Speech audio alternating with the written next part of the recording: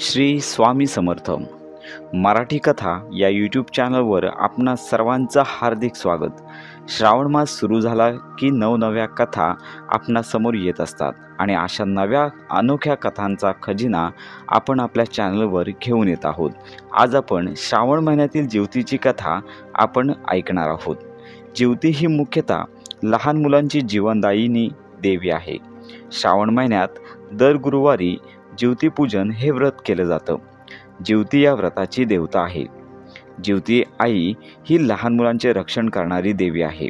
श्रावण महिन्याच्या पहिल्या शुक्रवारी भिंतीवर गंधाने ज्योतीचे चित्र काढून किंवा ज्योतीचे छापील चित्र लावून स्त्रिया त्याची पूजा करतात। शुक्रवारी घरामधील सर्व लहान मुलांचे औक्षण करून ज्योती आईला त्यांचे रक्षण करावे अशी मनोभावे प्रार्थना केली जाते। श्रावणी शुक्रवार व ज्योतिपूजन हे अनेक घराण्याचा कुलधर्म किंवा कुळाचार आहे। श्रावणातल्या शुक्रवारी कुलदेवीची व देवी लक्ष्मीची आराधना करून सवासनींना पुरणाचे भोजन व हळदी कुंकू, फुले, पाने व सुपारीसह दक्षिणा देऊन त्यांचा मान सन्मान केला जातो। श्रावणातल्या 4 शुक्रवारी ज्योतीची पूजा करतात। या दिवशी संध्याकाळी फुटाणे आणि गुळाचा नैवेद्य दाखवून आरती करतात। ही पूजा संतती रक्षणार्थ मानली जाते। चला तर या ज्योती देवीवरती आधारित आजची कथा पाहूया। आटपाट नगर होतं। तिथे एक गरीब ब्राह्मण राहत होता। तो दारिद्र्यानं फार पिडला होता। त्याची बायको शेजारणीच्या घरी एके दिवशी बसायला गेली। आपल्या गरिबाचं गाणं गायलं। शेजारणीनं तिला शुक्रवारचं व्रत सांगितलं। ती म्हणाली, बाई हे शुक्रवारचं व्रत कर। हे शुक्रवार तू श्रावणापासून धर। सारा दिवस उपास करावा। संध्याकाळी सवासनीला बोलवावं, तिचे पाय धुवावे, तिला हळदी कुंकू द्यावं, तिची ओटी भरावी, साखर घालून दूध प्यायला द्यावं, भाजलेल्या हरभऱ्याची खिरापत द्यावी, नंतर आपण जेवावं। याप्रमाणे वर्षभर करून त्याचं उद्यापन करावं असं सांगितलं। ही घरी आली, देवाची प्रार्थना केली व शुक्रवारचं व्रत करू लागली। त्याच गावात तिचा भाऊ राहत असे।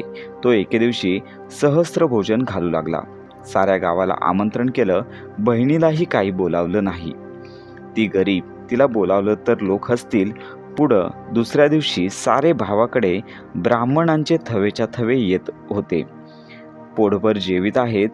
बहिणीनं विचार केला, आपला भाऊ सहस्त्र भोजन घालतो आहे, बोलावणं करायला विसरला असेल तर आपल्या भावाच्या घरी जायला काही हरकत नाही असा तिच्या मनात विचार आला। सोवळं नेसली, बरोबर मुलांना घेतलं आणि भावाच्या घरी गेली। एका पानावर जाऊन बसली। शेजारच्या पानावर मुलांना बसवलं। सर्व पानं भरली। सारं वाढणं झालं तेव्हा तिच्या भावानं तूप वाढायला घेतलं।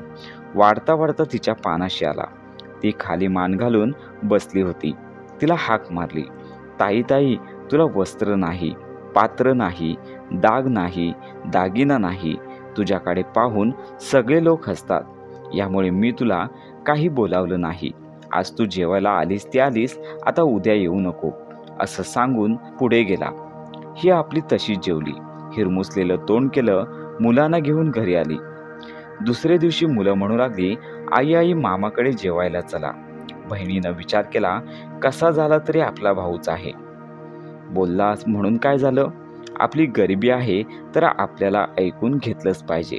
आजचा दिवस आपला बाहेर पडला तितकाच फायदा झाला असं म्हणून त्याही दिवशी ती भावाकडे जेवायला गेली। भाऊ तूप वाढता वाढता तिच्या पानाशी आला। ती खाली मान घालून बसली होती। भावानं तिला हाक मारली, ताई मी तुला यापूर्वी सांगितलेलं तू ऐकलंच नाहीस, तू ऐकत नाहीस, तू जेवायला येऊ नको म्हणून काल सांगितलं, आज पुन्हा पोरांना घेऊन आलीस। आज आलीस तर आलीस, उद्या आलीस तर हात धरून घालवून देईन। तिनं ते मुकाट्यानं ऐकून घेतलं। जेवून उठून चालती झाली। पुढे तिसऱ्या दिवशी जेवायला गेली। भावानं पाहिलं, हात धरून घालवून दिलं। फार दुःखी झाली। देवाची प्रार्थना केली। सारा दिवस उपवास घडला। देवीला तिची दया आली। दिवसानुदिवस सुखाचे दिवस दाखवू लागली। असं करता करता वर्ष झालं। बाईचं दारिद्र्य गेलं। पुढे एके दिवशी ती शुक्रवारचं उद्यापन करू लागली। भावाला जेवायला बोलावलं। भाऊ मनात ओशाळ झाला। बहिणीला म्हणू लागला, ताई तू उद्या आली नाहीस तर मी तुझ्या घरी येणार नाही। बहिणीनं बरं म्हटलं। भावाच्या मनात कारण जाणलं। दुसऱ्या दिवशी लवकर उठली, वेणीफणी केली, दागदागिने लायली, उंच पैठणी नेसली आणि भावाकडे जेवायला गेली. तो भाऊ वाट पाहत होता. ताई आली तशी तिचा हात धरला, पाटावर बसवलं आणि पाय धुतले, ऊन पाणी दिलं, पुसायला फडकं दिलं. इतक्यात जेवायची पानं वाढली. ताईचं पान आपल्या शेजारी मांडलं. भाऊ जेवायला बसला. ताईनं आपली शालजोडी काढून बसल्यापाठी ठेवली. भाऊ पाहू लागला. मनात कल्पना केली, शालजोडीनं उकडत असेल म्हणून काढीत असेल.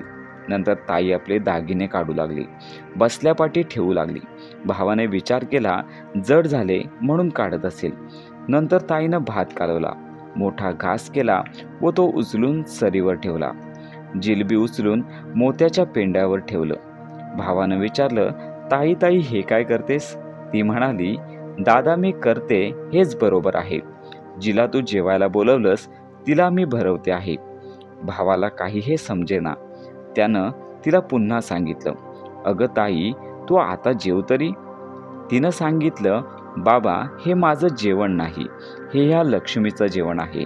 माझं जेवण होतं ते मी सहस्र भोजनाच्या दिवशी जेवले. इतकं ऐकल्यावर भाऊ मनात ओशाळलाच.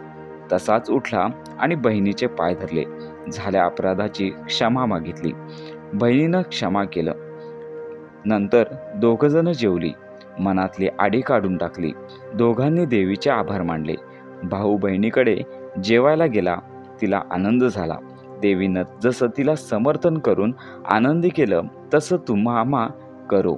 ही साठा उत्तराची कहाणी पाच्या उत्तरी सुफळ संपूर्ण. श्री स्वामी समर्थ.